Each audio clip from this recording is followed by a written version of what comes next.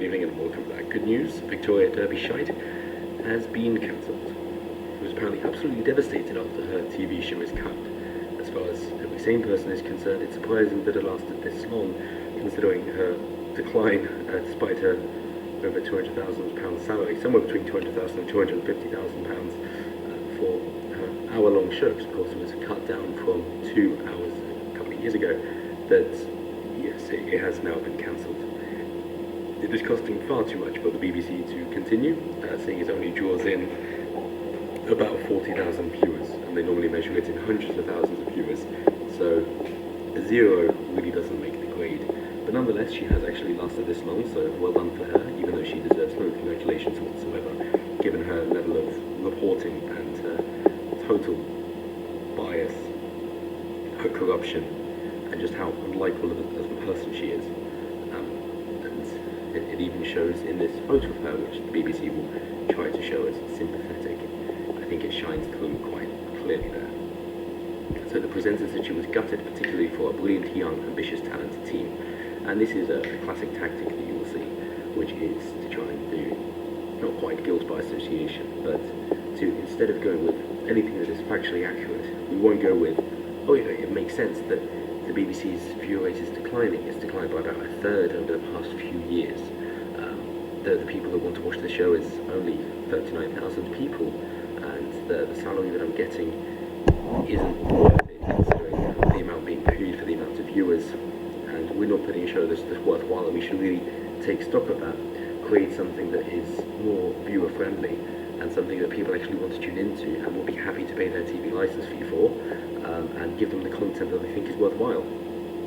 Instead of that, just saying, oh no, let's just bring out some vacuous terms that make you feel bad by just saying, oh, look how many brilliant people's lives you're destroying, instead of suggesting that these people aren't good at their job at all and actually deserve a kick in the arse to try harder. I mean, it's not as if she's a professional herself, calling Jeremy Cunt, and then just saying, oh, something men normally do. That level of professionalism is not something that is expected on the BBC, and so I'm glad she's gone. So yes, Victoria Derbyshire has just said she is absolutely devastated by the news her BBC Two show is ending. Not taking personal responsibility for it, instead saying, oh, it's such a good show.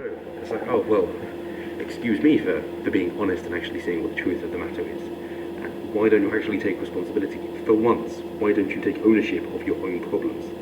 Why don't you think, oh, all this bad news that's befalling me and I'm becoming increasingly unpopular, maybe I've got something to do with that.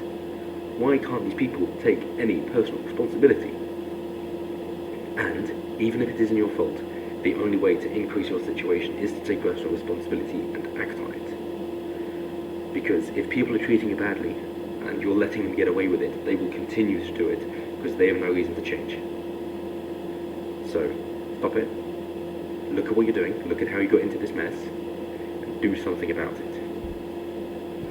So, the presenter said she was gutted particularly for our brilliant, young, ambitious, talented team. It will come off later this year as part of a plan to save £80 million in BBC News. Fran Unsworth, the BBC's head of news, said it has not been an easy decision. It would have been for me. Writing on Twitter, Derbyshite added that she was unbelievably proud of what the show had achieved. Why? Let's just read through her tweets. Absolutely devastated the plan to end our programme, which I first learned about in yesterday's Times. Great level of communication you have there. I'm unbelievably proud of what our team and our show have achieved in under 5 years. Seems like you've learned nothing. Breaking tons of original stories, which we were asked to do. Maybe that's your first mistake. Attracting a working class, young, diverse audience. It's another mistake. That BBC radio and TV news programmes just don't reach, which we were asked to do. And smashing the digital figures. Bullshit, which we were asked to do. I'm gutted particularly for our brilliant, young, ambitious, talented team. Love them, and for all those people we gave voice to, love them too. So, heavily misguided, and then trying to blame it on other people. Saying, oh, but we were doing what we told, therefore we can't be held accountable. So, well, maybe you should be questioning your orders, understanding why you're doing what you should be doing, and if it doesn't make sense to you, then not doing it. But suggesting that you're just an angel, when you're clearly not, and it's clearly not working out for you, not only do you then seem utterly deluded, but it doesn't seem like anybody else is going to want to work for you, hire you, or see your content because you're uncharismatic and you're just an egotistical narcissist. So Unsworth said the show's award-winning distinctive journalism, because apparently my BAFTA at some point, was exactly the type of journalism we need to continue. Everybody disagrees. Some of the programme's journalism will also be retained, she said, while Derbyshite will take a wider role across our broadcast and digital output. So they're not even getting rid of her, even though they evidently should. The presenter will also continue to lead on some of the high-profile audience events and original stories she has championed so effectively in recent years. So you're digging your own grave.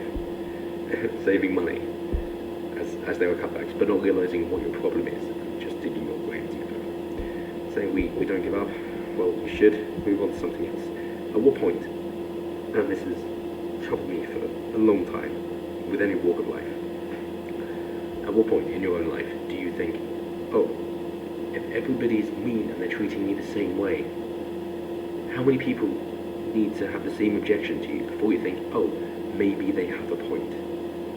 And I'm sure it's of no surprise to anybody watching that, just like you, I've had my own hardships in life, and instead of thinking, oh, I just gotta love myself, and these people are mean and they don't know what they're talking about, I thought, okay, they might not be saying it in the nicest way, but maybe all these people have a point, and I should do something about it. And believe it or not, when I actually dug into what they were objecting to and did something about it, it's got a lot better. Funny that sometimes the bullies can be your godsend, because they will actually have the nerve and the tenacity to tell you what you're doing wrong. It's just up to you to realise what it is, because the way they say it will be very objectionable, because they mean it to hurt. So you just got to cut through the bullshit and go, okay, their objection is this. Same with the haters. So okay, well, what can I do about it? If it's something I can do about, then I will fix it. And while I'm doing this, if somebody else objects, it's like, well, brilliant, that's more fuel to the fire to tell me that that's what I've been doing wrong, and I will sort it out. If it's something you can't do anything about, then build something else up to compromise for it, to make up for it, or accept that is the way that it is, and that's fine, because you have a good moral standing for it. And the same with anything else. If someone has an objection to what you're doing, think, okay, what are the reasons for this? Do they have good moral standing? Would I be a better person if I incorporated their objection? Let's understand it in the most charitable way to see where they're coming from. No, it's still not thought through. Let's ask them about it, at which point people get sheepish, which suggests that they were just trying to make you feel bad, in which case it's probably fine, you don't have to do anything about it. So there isn't a problem at all. If somebody says, oh, you're fat, you're overweight, so okay, fat and overweight, or am I? Could I be in better shape? Yes, I could. Would that make me feel better? Yes, it would. So will I do something to get a better shape? Yes, I will. Brilliant. Oh, that's amazing. It's like, oh, you're a narcissist. Okay, well, what in particular? It's like, oh, anti-immigration. It's like, okay, well, that isn't my stance, so why don't we look into it? I'm going to go on a meritocratic basis and suggest that the difference in cultures doesn't work, and we can look at our own countries for that reason. Say, oh, that's because you're racist. It's like, no, I'm going on cultures and policies instead of race, at which point they'll probably punch you or walk away. It's like, okay, well, you haven't dissuaded me at all, you've just called me names, and done nothing about policy whatsoever. So I'm going to stick with what I stood for before. Brilliant. So they've got a load of lady supporters and then thrown in a couple of men because they know what our objection is going to be, including Piers Morgan and Richard Bacon. Piers Morgan said it was a very strange call. I'm sure he'll understand when he looks at the figures.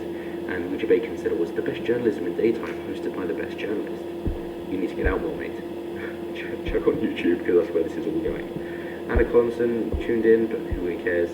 Analysis by one of their project queens, Amal Rajan, saying, oh, it went so well. Then it was chopped from 2 hours to 1. Now it is gone.